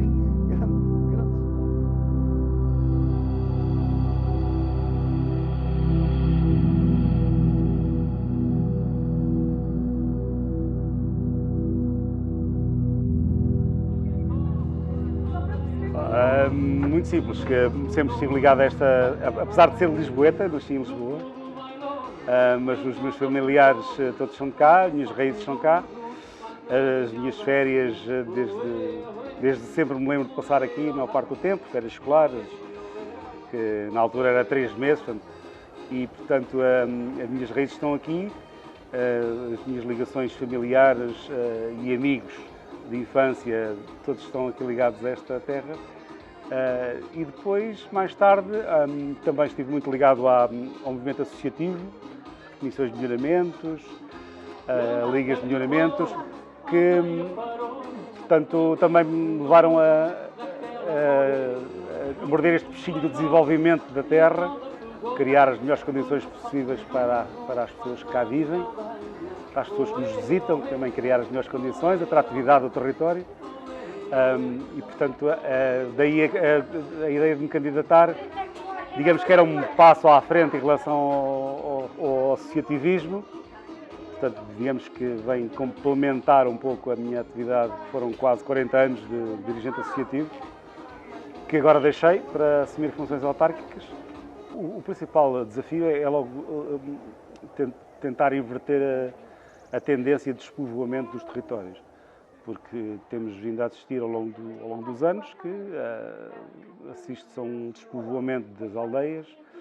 Algumas, por exemplo, a nossa freguesia, Feijão Vidual, tem 16 aldeias, algumas delas têm 2, 3 habitantes, algumas um pouco mais, mas temos assistido a um retrocesso, com algumas exceções, mas temos assistido a um retrocesso no número de habitantes e, portanto, estamos cada vez a sentir este problema de despovoamento. E o desafio é exatamente esse, é tentar, primeiro tudo, travar e depois tentar inverter. Ou seja, criar condições de atratividade para que pessoas venham viver para cá. Este turismo de natureza, chamado turismo de natureza, as caminhadas, esses percursos, são de facto algo a explorar e a promover. E nós notamos que há cada vez mais procura dos caminhos pedonais que temos, alguns já devidamente homologados e sinalizados através do município, e a Junta de Freguesia colabora com a sua manutenção, a sua limpeza, manter a sua sinalização, mas nota-se que há outras entidades até a intervir. Não sei, existe agora a grande rota patrimonial do Val do Ceira, através da Associação Lusitânia, que é de Góis, que fez uma limpeza de um trajeto desde a nascente do Ceira em Malhada-Chã, um pouco ainda a norte da Malhada-Chã, que vai até Góis, portanto um trajeto espetacular que passa por nosso território e, portanto, a nossa freguesia tem o Rio Ceira a percorrer do nordeste para sudoeste, e nós temos dado todo o apoio para que estas caminhadas, estes caminhos pedonais, estes trajetos, estes percursos sejam cada vez mais incrementados. Verifica-se outro tipo de atividades, outras empresas que têm feito atividades no rio, como a canoagem e percursos até aquáticos. Recentemente tivemos também aqui o Auckland Weekend, que é o festival de caminhadas. Temos aqui uma imensidão de oferta que nós queremos desenvolver e apoiar. E tem-se assistido cada vez mais a uma procura deste turismo de natureza. E essa passa muito por aí também, a criar atratividade para o nosso território. Verifica-se que existe também alguma procura de casas, de casas de xisto antigas, Já existem alguns casais, até estrangeiros, a viver naqueles sítios mais recônditos da freguesia, que nem eles querem é estar sossegadinhos lá no seu canto, nem eletricidade têm, nem fibra, nem nada. Mas é esse o estilo de vida que adotaram e que nós apoiamos. Mas na Junta de Freguesia temos recebido alguns pedidos de contactos para adquirirem casas típicas, para reconstruírem, para virem para cá viver. E debatemos com este problema. Nós temos uma vasta área, temos 16 aldeias na freguesia, temos muita obra para fazer, muito trabalho para executar e pedimos orçamentos às poucas empresas de construção que vão existindo e temos uma grande dificuldade até da resposta, porque não dão resposta, porque não têm capacidade, essas empresas, poucas que existem, não têm capacidade para dar resposta à procura que existe.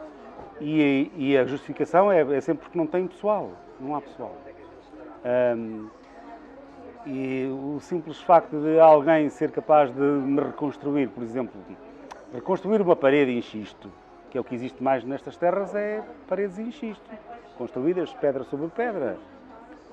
Infelizmente não há ninguém que esteja já capacitado, há um ou outro mais idoso que ainda vai fazendo, um ou outro mais jovem, mas com pouca experiência, que faz este tipo de reconstrução. Portanto, seria importante, quanto a nós, haver aqui um incentivo na formação profissional nestas áreas que são que temos mais procura e mais necessidade. Mas lá está, não podemos ser todos engenheiros, não podemos ser todos arquitetos, não podemos ser todos doutores, e é preciso alguém para fazer muros de pedra, de xisto, ponto. Não significa que o senhor que faz o muro de pedra seja inferior ou seja até menos pago, menos remunerado, porque desenganem-se a pessoa que é experiente e é profissional, como a gente diz, em construir muro de pedra, se calhar recebe mais com o arquiteto que faz o projeto. Mas não há. Esse é que é o grande problema, não há. E esse é o desafio. Formação profissional seria importante.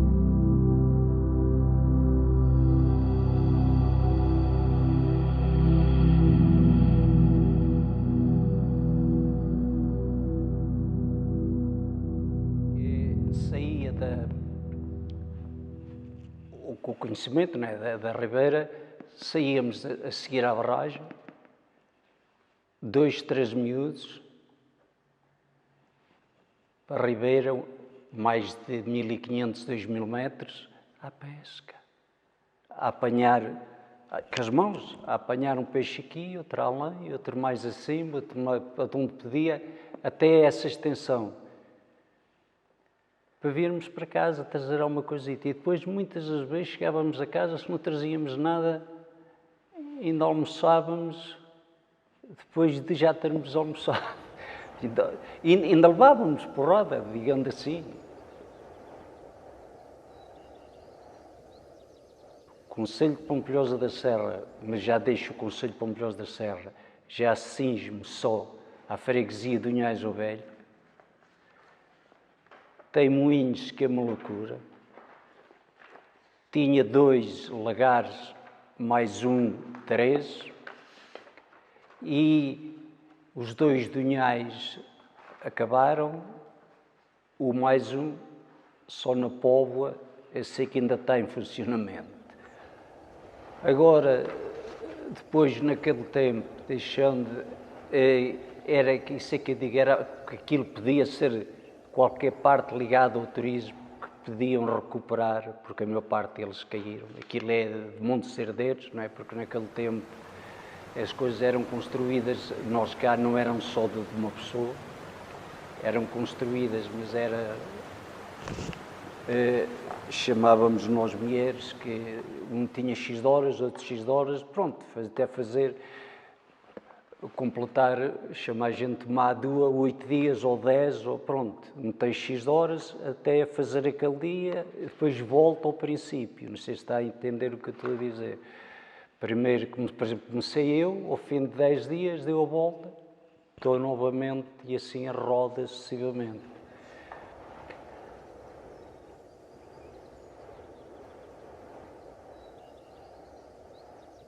Quando isto passa para a mente de uma pessoa é terrível. Que é o caso que me leva a duro aqui, eu sou duro para quem tiver de ser, o caso da Ribeiras. E custa-me mesmo muito conseguir entrar na minha mente que alguém sentado num gabinete possa dizer que os leitos do risco não devem ser limpos, que ninguém deve mexer. O leito do rio deve estar limpo, deve estar preparado para a água fluir. Não para amanhã chover mais um bocadinho e fez represas aqui, além, e depois começam a arrebentar e lá vai. E depois, olha, fez-se uma cheia entalada. Depois fez. Só foi pena, foi que quem foi entalado nessa cheia foi o povo à mesma. Não foram eles, foi o povo. Eles, os dos gabinetes, não foram lá entalados, foi o povo. Isso é que...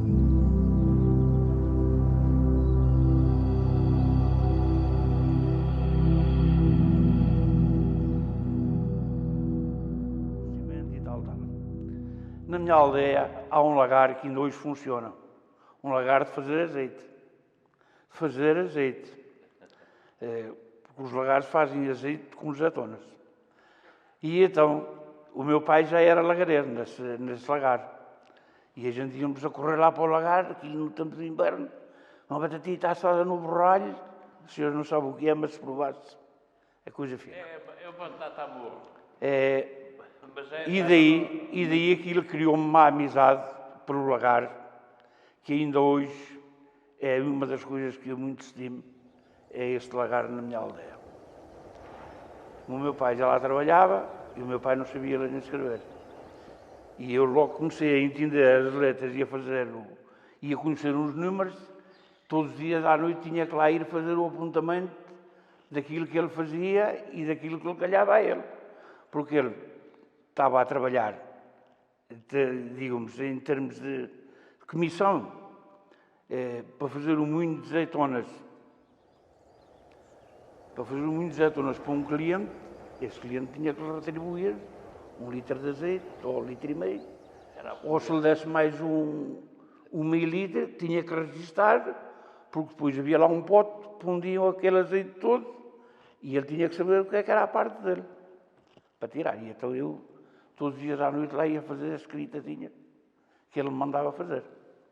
E daí aquilo criou-me um hábito e um prazer que ainda hoje mantenho. Mas daí vinha a outra parte, já que não era só ir comer as batatitas. Era preciso levar uma saquinha de azeitonas para baixo e trazer 5 ou 10 litros de azeite para cima. E era tudo a pé. Não havia lá estrada. Ou depois, quando a tulha já estivesse cheia de bagaço, era preciso levar as azeitonas para baixo e trazer o bagaço para cima. Ainda rendia dinheiro nessa altura. Para se vender mais uns troquitos. Hoje, felizmente, aquilo está um bocadinho, está ali a fotografia, está um bocadinho bem servido. Temos uma estrada que vai lá um carro à porta do lagar. Levar as azeitonas, trazer o azeite, trazer o bagaço e o lagar fica limpinho. Não tem nada a ver com como era quando aquilo começou a funcionar. E ainda hoje, felizmente, para o ano, não sei se já estamos em ano ainda, em 2023, se ainda irá funcionar, penso que sim, porque o ano passado ainda trabalhou. Mas é uma maravilha ver aquela casa a trabalhar. Pois, mas os sócios é que já estão também infelizmente, a velhice nas aldeias é o que traz. É a desertificação das pessoas, cada vez são menos. Os idosos e os que têm prazer e gostam de conservar e manter as coisas vão acabando. E os novos não se adaptam ao sistema. Há um ou outro, portanto, tem o meu genro, que é o Silvério, o marido da minha Alda, o meu filho, o Sérgio, também sei que gostam, mas não têm vida para aquilo. E pronto, na altura aquilo são 15 dias que aquilo trabalha, pronto, a gente faz ali um esforço e vem um fim de semana. mas sabemos que aquilo tem o tempo contado. Mais ano, menos ano. É como tudo. E então, pronto, vamos mantendo aquilo, está em bom estado, maravilhoso. Aquilo trabalha artesanalmente com a queda da água, não é nada mecanizado, é com a água do caudal da ribeira, é que faz trabalhar o engenho e faz a produção do azeite. Pronto, isto entra a azeitona, vai para aqui para esta moagem, aquela pedra é como é a azeitona. A roda é tocada com a água que vem lá por fora, uma roda grande que está lá da parte de fora, moe a azeitona, depois de estar moída, tiramos ali para as ceras, onde é prensada a massa da azeitona, sai a água juntamente com o azeite, do qual vem tudo misturado para aqui, para este pote. Aqui para dentro, depois faço a mistura aqui com a água, com o azeite. O azeite, como é mais leve que a água, vem ao de cima e a água fica no fundo.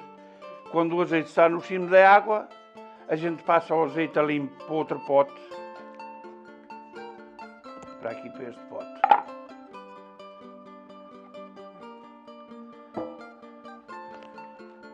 Depois de dar o aperto necessário, tiram-se as ceras para a rua, descarregam-se o bagaço que está nas ceras, deitas fora e torna a vir para dentro. Torna-se a processar da mesma forma. Mete-se mais azeitona, moe-se azeitona, torna-se a encerar, faz-se a separação do azeite continuadamente. Em tempos que as ribeiras estavam limpas e os ribeiros não eram poluídos, não havia hectares a juntar de céu aberto para a ribeira, nem lexívias, nem máquinas de lavar com produtos altamente contagiosos. Os peixinhos vinham até à porta do lagar.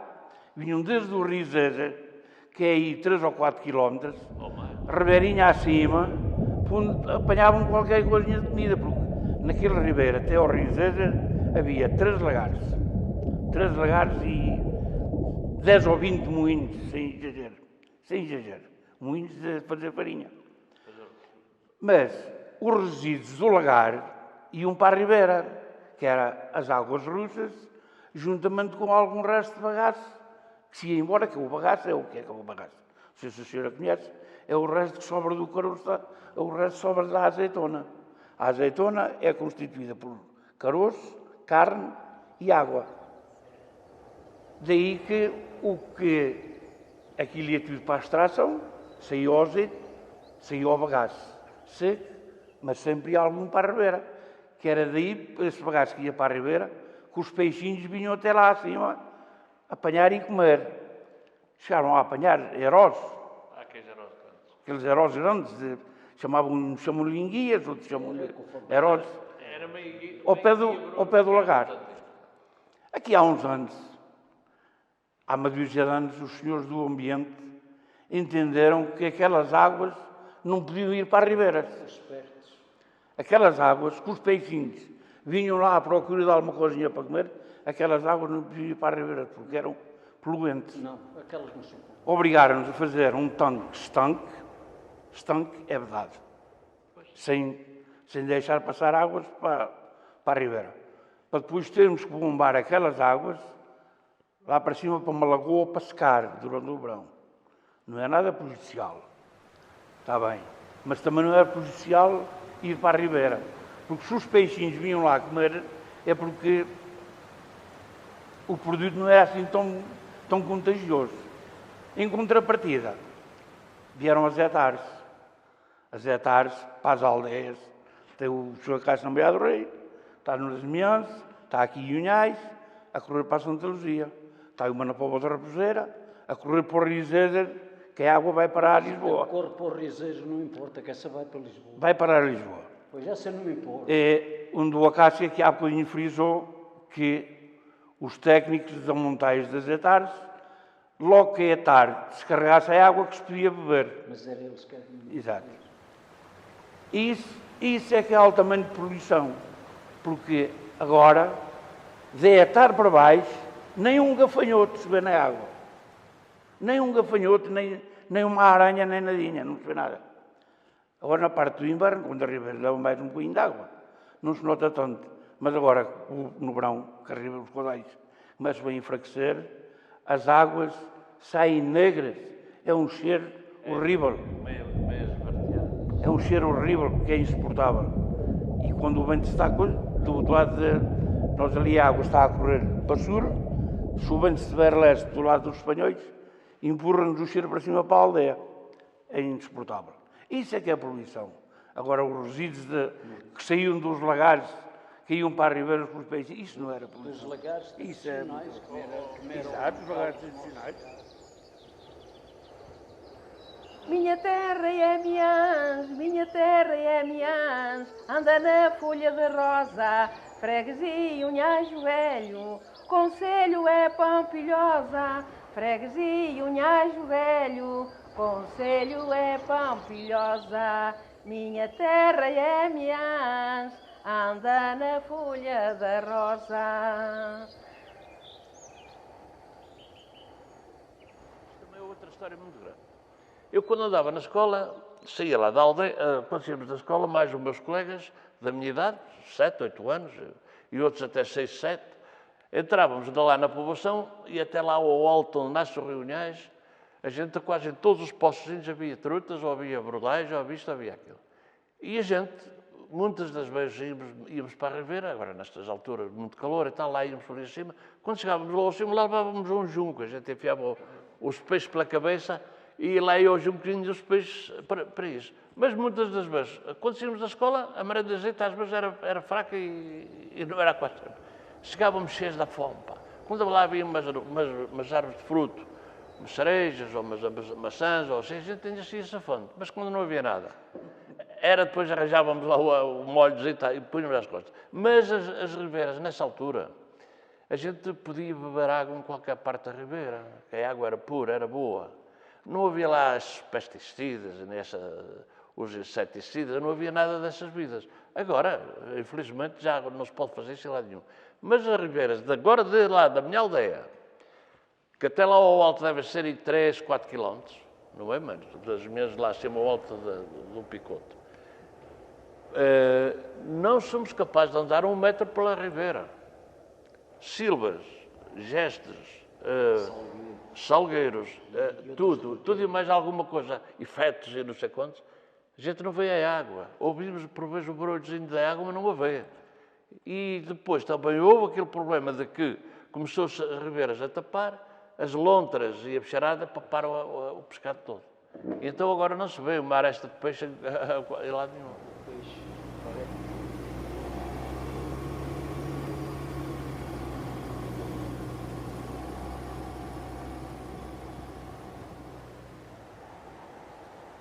Portanto, nós temos precisamente no Rio Unhais que a nascente é no Ponte de Cebola, vocês já sabem, lá no Picoto. E então, há vários moinhos, precisamente no Rio Unhais, pertence aqui à aldeia que há, portanto, 9 moinhos. O mais alto, ou seja, o primeiro que nós temos é o Moinho da Fórnia, que também era de vários milheiros e que dava, portanto, a volta nesse tempo, salvo erro, à beira dos 20 dias. As famílias as mais abastadas tinham, por exemplo, dia e meio, aquelas que eram mais pobres tinham meio-dia, e de acordo até fazer aquilo que depois daquele X tempo voltavam a ter o meio-dia. Precisamente o moinho do Balsadeira, que é um bocadinho abaixo, moía também quase todo o verão, porque era uma zona de muita água. E também tudo funcionava nas mesmas condições, não é? Só que no verão, é evidente que o caudal da água, quando começavam com as regas e isto tudo, não moía, mas as pessoas precaviam-se no inverno, precisamente para ter farinha suficiente para depois irem, portanto, alimentando as famílias e isto tudo. Mais embaixo, portanto, do Val de Sardeira, temos um, que é o Moinho dos Açudes. Esse é apenas de um dono. Aliás, agora já é dois, que eram 2 herdeiros. Mas também, esse aí, quando era preciso, funcionavam com ele. Quando não era preciso, pronto, nunca foi moinho para trabalhar alugado ou coisa no género, nada. Era só para proveito deles. O outro que está a seguir, que é o moinho dos Póvoas, que é uma família grande que se chamava os Póvoas. Estes lá tinham, portanto, o regimento deles era precisamente em família, lá iam fazer duas coisas como eles entendiam que era melhor. O outro que está depois mais em baixo, que é o Moinho da Dorna, que é junto a um poço que havia cá na Ribeira, que era a nossa piscina do antigamente. E agora ainda para lá vão. A malta em França, que chega cá a passar férias, não vão lá para baixo para o Parque de Meredas. É lá para o poço da Dorna que eles vão. Que ele tem 3 metros de água ou mais de altura. E a água é sempre muito fria, que é mesmo água pura. Aí também está um moinho, também é de diversas famílias, também cada um tem o seu tempo. E mais em baixo, no Moinho das Hortas, era precisamente nas mesmas condições, que era um dos moinhos bons que aí havia, só que era tudo serviço só, lá com os sacos de farinha às costas e o milho, né? E depois temos então o Moinho da Carvalheira, que é este tal que eu disse há bocadinho que se podia ir ver. A seguir então da Carvalheira, há o do Pontão, que é o tal moinho que está lá mais junto onde passam os carros. Temos depois os afluentes aqui do Rio Unhais, que é a parte da linha de água do lado do Coimbrão, que é a parte que vai para São Jorge. Também temos 2 moinhos, mas também é só de cada um deles. É as próprias famílias que orientavam isso, porque eram moinhos de fazenda, que só trabalhavam também nos invernos, né? Porque no verão a água era pouca para regar. E ainda temos mais um ali que chama lá Pereirinha, que é precisamente também no afluentezinho, que era só de um dono, mandou fazer, depois tinha também uma grande nascente, que dava para o moinho moer até tarde. Ou seja, a gente diz até tarde, até o mês de abril, maio. Mas ele, quando precisava mesmo de lá fazer as moagens dele, tinha uma represa grande, que ele tapava, depois abria a represa e também o moinho também andava ali uns X de horas a moer com aquela água. Voltando, se a gente for aqui já para o lado de Poente, temos a Ribeira de Pessegueiro, que também tem um moinho que também é só da família. Portanto, eram pessoas um bocadinho mais abastadas e tinham o sítio para isso, faziam um moinho e ao menos não andavam com preocupações com os milheiros, não é? E foi assim durante toda a vida. Portanto, eu com os 76 anos que tenho, foi sempre conhecido assim. Agora já há uma série de anos que já ninguém liga a isso, porque o padre vem cá todos os dias. E já pouca gente, ou ninguém já semeia milho. E antigamente aquele que não tivesse pelo menos aí 150, 200 alqueires de milho, para governar a família durante todo o ano, já tinha problemas depois durante o ano. E é assim que a gente por aqui fomos vivendo, não é?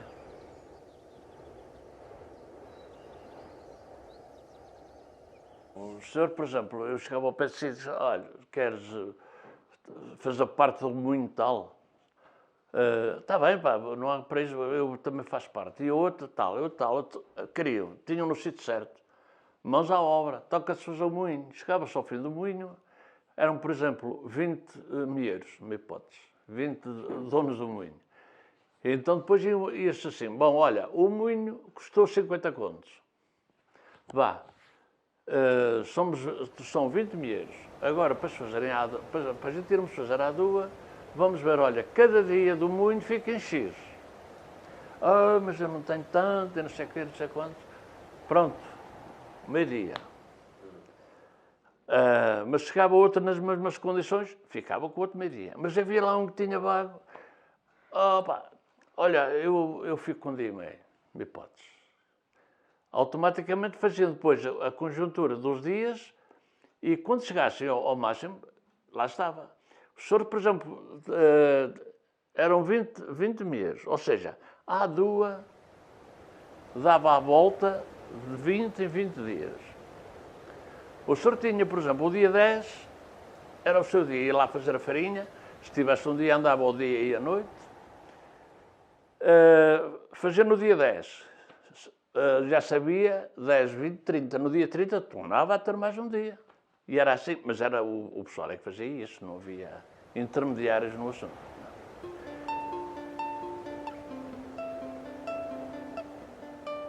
Isto é tudo simples, é tudo um bocado ainda rústico do antigamente. Como vê, começando logo cá no cimo, temos ali aquela parte que chama-se a moega, de onde põe o grão, o milho. Depois tem ali o pó das cruzes, ou seja, tem a francela. Ora, isto é a francela, que o milho vem da moega para a francela. E depois tem aqui o pó, aquilo que se chama o pó das cruzes. Este pó, a pedra ao andar a rolar, tem sempre aqui o pó assim aos saltos, que vai fazer aqui, vai fazer aqui o milho para dentro precisamente aqui por esta parte dentro da pedra, que depois obriga a pedra, quando rola, a uma velocidade boa, depois a farinha sai precisamente aqui em baixo, né? E então as pessoas depois vêm apanhar a farinha aqui no turmunhado, como chamam. Portanto, temos ali a respectiva regulação da altura do moinho. Nesta pedra, nesta modo de baixo, se passa um veio que vem do rodízio para cima, que vem depois aqui engatar nesta pedra, que chamam isto a sorrelha, que é uma parte em aço, que fica cravada na pedra de cima, que é para a pedra dar os mesmos movimentos que dá o rodízio lá embaixo. Isto aqui chama o pó das cruzes. E o que é que isso tem que estar aí? Precisamente para o milho que está aqui na francela, vai caindo para ali lentamente. É regulado aqui, ó, está a ver, olha, aqui é regulado. Quando querem muito milho, baixam mais isto um bocadinho.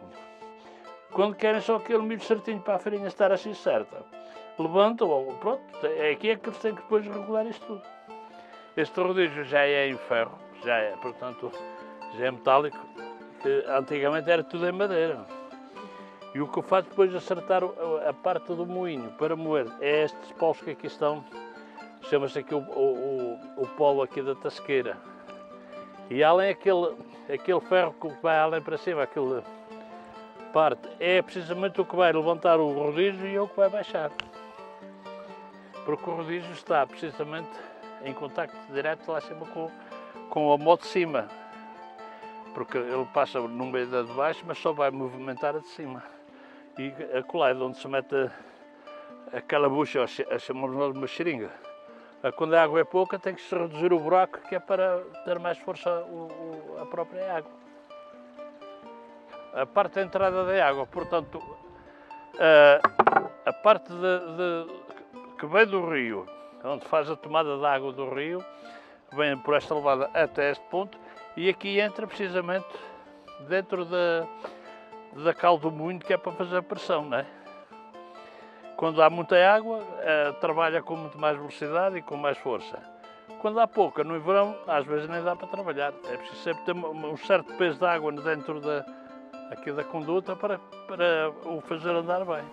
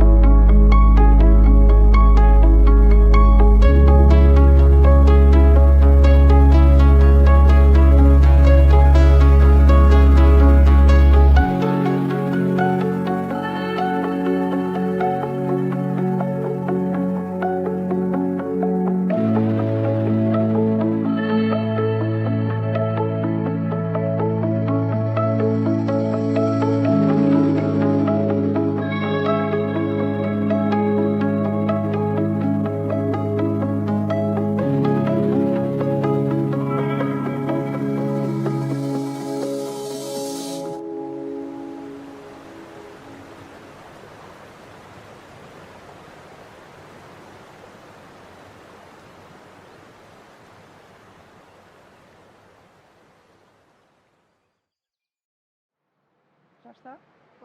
Patrocínio, vá. Vai lá, vamos às cante, duas. começa lá. Oh, meu lindo pessegueiro, a minha terra natal, recanto da beira baixa, coração de Portugal.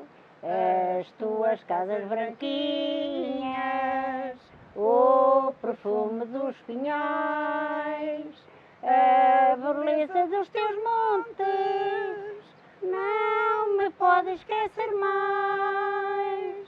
A teus pés a ribeirinha correndo suavezinha dá vigor ao nosso pão.